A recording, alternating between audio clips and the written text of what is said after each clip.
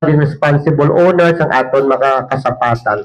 You know, Madam Chair, let us do better bilang Ilonggos.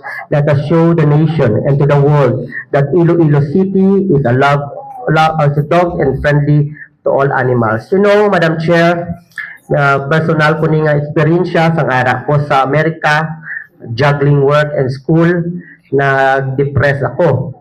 Na-spila ako kunagag, obra ako kung gabi, nagkagto ako sa isa ka psychologist. Kaginambalya sa ako nga mag-adapt ako sang ido or pet or any kasapat, nagkuha ako ido. You know, pagkuha ko sang ido, na-learn ko how to be kind, na-learn ko how to be human, but most of all, na-learn ko how to value loyalty, not only in politics, but in my life as well. So thank you, Madam Chair and ladies and gentlemen. So if the body will allow me to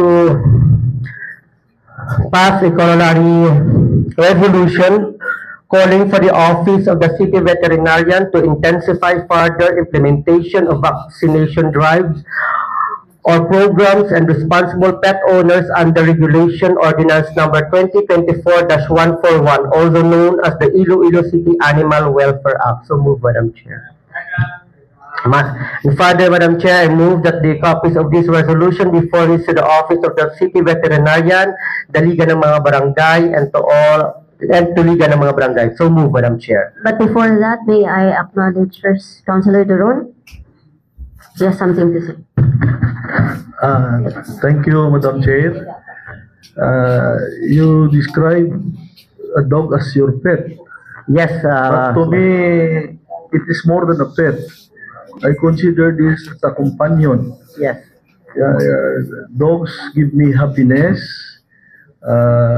My daily companion is a dog. I don't consider them as pet. They belong to my family. They are a part of my family. So I love dogs more than a pet, and I describe them as a member of the family. Yes, thank you, Madam Chair.